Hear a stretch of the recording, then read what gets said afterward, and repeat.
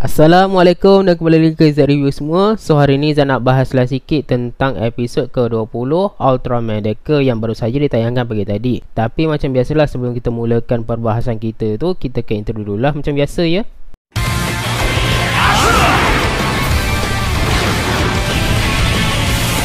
Okey, buat korang yang tak tahu, sebenarnya episod ni bagi Zat tak terlalu penting sangat lah untuk ditonton sebenarnya. Kalau korang skip, korang masih boleh ikut episod kedepannya. Tapi disebabkan Zat ni nak mematuhi kebiasaan Zat yang sentiasa membahas episod Ultraman Deca yang terbaru, jadi Zat pun bahaslah episod kali ni.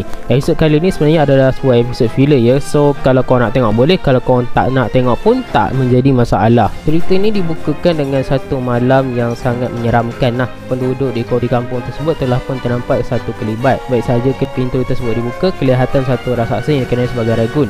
Ragun kemudian pun menyeranglah pekerja tersebut. Kita berlanjut ke opening dan tajuk untuk episod hari ini adalah Lord Ragun, ataupun dalam bahasa Melayunya Tuan Ragun. Disebabkan kejadian raksasa yang berlaku tu, Sawa dan juga Ichika telah pun dihantar oleh pasukan Guard Select untuk menyiasat tentang perkara tersebut. Dan mereka ni menemui cecair yang dijumpai di tempat kejadian. Mereka terus melanjutkan siasatan sehinggalah mereka menjumpai sebuah batu yang turut mempunyai cecair tersebut. Dan mereka perasan dekat batu tu terdapatnya satu katas yang tertulis Lord Ragun. Benda tu menyebabkan mereka ni tertanya-tanya tentang Lord Ragun dan meminta bantuan kepada pemandu pelancong tersebut untuk memberitahu mereka adakah orang yang lebih mengetahui tentang legenda Ragun. Orang tersebut memberitahu bahawa ada seorang wanita tua yang merupakan sejarawan, iaitu Nagi Urasawa, yang mengetahui tentang asal-usul Ragun.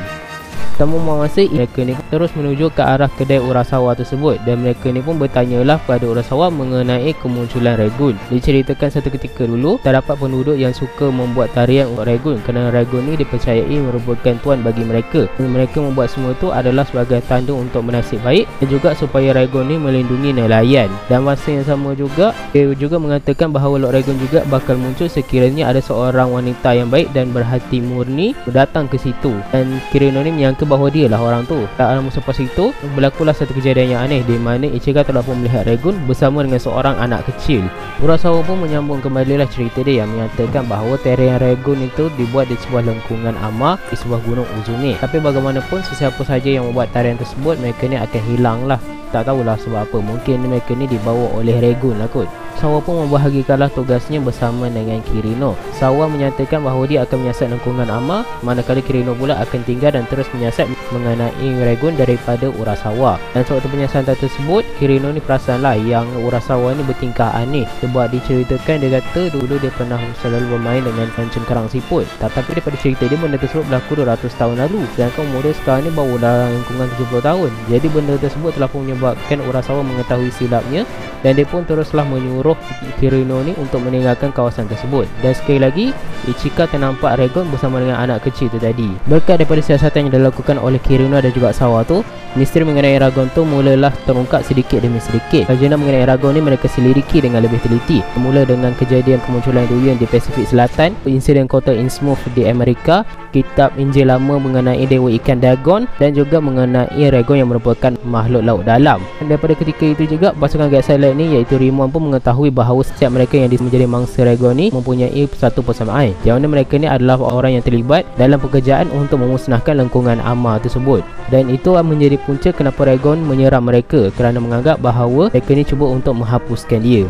Pemandu pelancong yang membawa Sawa dan juga Kirino untuk menyiasat mengenai kejadian mengenai Ragun tu terungkap bahawa adalah salah seorang orang yang terlibat dalam projek untuk memusnahkan lengkungan amar. Dia telah pun diserang oleh Ragun secara tiba-tiba. Perkara tersebut menyebabkan Ichika dan juga Sawa turun untuk menyiasat. Untuk seorang penduduk menyatakan bahawa mereka telah pun melihat kelibat Ragun. Sawa dan juga Kirino akhirnya berpecah untuk menangkap Ragun. Mereka akhirnya berjaya menangkap Ragun tersebut. Tapi bila diungkap, ternyata Ragun tersebut bukanlah orang lain selain daripada Nagi Urasawa. Setelah Nagi Urasawa bangun daripada pengsannya, dia pun menceritakanlah mengenai apa yang sebenarnya telah berlaku. Waktu dia masih kecil, dia merupakan seorang Ragonite, iaitu pelindung lengkungan amar. Waktu dia kecil, dia selalu bermain dengan Ragon yang sangat baik kepada dia. Tapi ahli Ragonite yang lain telah pun ternampak perkara tersebut dan mereka pun mempersembahkanlah tarian Ragon untuk menghantar Ragon balik ke dimensinya untuk menyembunyikan Ragon. Berlakulah satu gempa bumi di kawasan tidak jauh daripada mereka. Urasawa menyatakan bahawa Ragon muncul kerana dia merasa marah kerana telah pun dikunci terlalu lama. Perkara tersebut telah pun membuatkan Raygon akhirnya keluar daripada segel lamanya dan terus melakukan kemusnahan di bandar. Pasukan Guards Select mengetahui hal tersebut, terutama sekali Tejo Morohoshi telah pun mengarahkan Asumi untuk menggunakan Guards Falcon untuk menyerang Raygon. Serangan pun dimulakan, tapi bagaimanapun Asumi telah pun ditembak oleh Raygon sewaktu dalam serangan tersebut. Asumi pun berubahlah menjadi Ultraman Decker Flash Type dan bertarung dengan Raygon. Pertarungan antara Raygon dan juga Decker ni pun terjadilah, dan pertarungan yang disajikan memang cukup nice. Walaupun nampak biasa, tapi penggunaan angle-angle di sekitar bandar tu menyebabkan pertarungan tu lagi nampak realistik dan lebih menarik untuk ditonton. Kebetulan pula cerita ni dibuat oleh Kiyotaka Taguchi ya. Jadi tak perlu diragukan lagi lah bagaimana bakat seni Kiyotaka Taguchi dalam melakukan fighting koreografi ni. Walaupun tak segempak Koichi Sakamoto, tapi dia masih lagi berjaya untuk menghasilkan koreografi yang cukup hebat. Ultraman Decker menghadapi kesulitan dalam menghadapi Raygon kerana Raygon mempunyai Eleni yang membuatkan Ultraman Decker susah untuk bertarung dengannya. Dan pada pertarungan tersebut, Ultraman Decker telah pun menggunakan Sergeant Kosennya untuk menyerang Raygon. Tapi ternyata Kosennya tidak mempunyai apa-apa kesan kepada Raygon. Sebaliknya, Raygon pula menembakkan Kosennya kepada Ultraman Decker, dan perkara tersebut menyebabkan Ultraman Decker terjatuh ke dalam sebuah dimensi yang dipenuhi dengan air. Sini sebenarnya adalah reference daripada episod terakhir Ultraman Dyna, di mana Ultraman Dyna telah pun termasuk ke dalam sebuah wormhole ya. Walaupun berbeza tempat, tapi cara mereka berdua ni lebih kurang sama lah.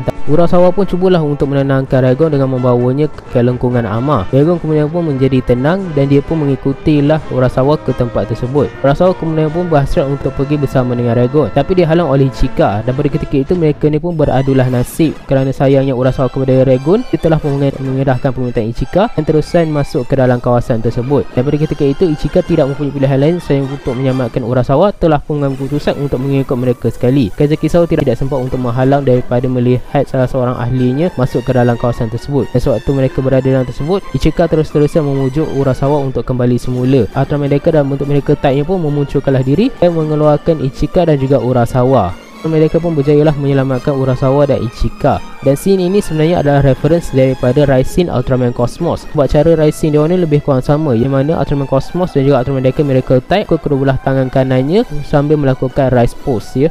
Dan akhirnya lengkungan Ama pun akhirnya pun runtuh lah. Urasawa meminta maaf kepada Raygon, dan Raygon pun melambaikan ke arah mereka sebagai tanda untuk mengucapkan selamat tinggal. Dinas DC, pasukan Guards Select terus membincangkan mengenai lengkungan Ama, dan mereka pun tanya-tanyalah lengkungan Ama tu apa sebenarnya. Tapi bagaimanapun Tejo Morohoshi menyatakan bahawa perkara tersebut tidak dapat dijelaskan oleh hukum sains. Ialah sebabnya dia macam benda-benda mistik kan, benda-benda mistik tak boleh menggunakan ilmu sains untuk menerangkannya. Dan mereka pun perasanlah yang Ichika tak ada bersama mereka waktu tu. Dan sebenarnya Ichika telah bertemu dengan Urasawa, mempunyai hubungan yang baik antara satu sama lain. Urasawa pun memberikanlah cengkeran yang pernah diberikan oleh Raygon kepada Kirino. Kirino pun meletakkanlah cengkeran tersebut di telinganya, dan lagu ending pun diputarkan, dan episod pun habis. So itulah dia ya, episod ke-20 kali ini. Episod yang sangat tak penting sebenarnya, tapi okey lah kalau korang nak tengok apa semua pun tak jadi masalah sebenarnya, sebab best je bagi saya episod ni. Cumanya kalau korang mencari fighting scene yang hebat-hebat, mungkin kau akan kecewa lah. Sebab bagi saya episod kali ni nak memberi satu tribute yang sangat khusus kepada siri Ultra Q ya. Sebab Ultra Q dulu pun tone cerita dia lebih kurang macam ni lah, yang mana dia lebih menumpukan ke arah penyiasatan ya.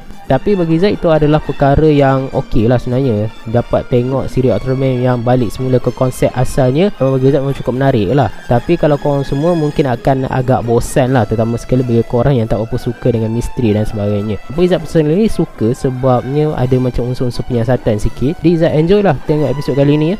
Daripada segi fighting scene yang disajikan, bagi Zat tak ada apa-apa masalah. Sebabnya Kiyotaka Taguchi bagi Zat cukup bagus lah dalam membuat fighting sequence ya. Sebab bagi Zat fighting sequence yang dia buat memang cukup memanjakan mata, terutama sekali apabila dia banyak menggunakan environment di sekitar dia tu untuk menampakkan lagi point of view daripada pertarungan yang sedang berlaku tu. Angle kamera yang digunakan pun bagi Zat okey, tak ada apa-apa masalah. Walaupun tak segempak Koichi Sakamoto, walaupun Koichi Sakamoto sejak akhir ini agak menurun ya, tak tahulah pasal apa. Tapi bagi Zat episod kali ni fight dia okey lah. CGI bagi Zat okey, tak ada masalah. Pendalaman karakter sangat bagus, sebab kali ni ditunjukkan lagi Ichika dan juga Sawa sekali lagi selepas episod ke-5 dan juga episod ke-10 bagi Sawa, yang mana mengisahkan mengenai pendalaman karakter dia. Dan kali ini kita dapat lagi lah tengok Sawa dan juga Ichikan ni sekali lagi mendapatkan peranan mereka sendiri. Bahkan juga menyebabkan ahli pasukan Guide Select yang lain seperti Hanejiro, Tejimura Hoshi, Kumon dan juga Kanata sekarang dah bertindak sebagai set karakter pula ya dalam episod kali ni. Tapi itu bukanlah benda yang teruk, sebaliknya satu benda yang bagus. So itu sajalah video kita hari ini membahas tentang episod ke-20 Ultraman Deca. Episod ke depan Zat rasa antara episod yang paling dinantikan lah sebab kemunculan Agams dan juga diceritakan bahawa kebenaran semakin terungkap ya. Dan di episod ke depannya pun kita dapat melihatlah Spear Gyomos bersama dengan Terrafacer akan bekerjasama untuk menentang Ultraman Deca. Dan dekat situ macam ada kod yang mengatakan bahawa Ultraman Dyna bakal comeback, tapi tak tahulah, jangan percaya dulu ya. So Zat rasa itu sajalah video kita hari ini membahas tentang episod ke-20 Ultraman Deca. Episod filler yang tak berapa nak penting sangat, tapi seronok lah untuk dilayan. Kalau korang nak tengok episod ni, apa dapat korang? Jangan tinggalkan komen kat bawah. Jangan lupa like, share dan subscribe ke channel Z. Kita jumpa lagi di next video. Assalamualaikum dan bye.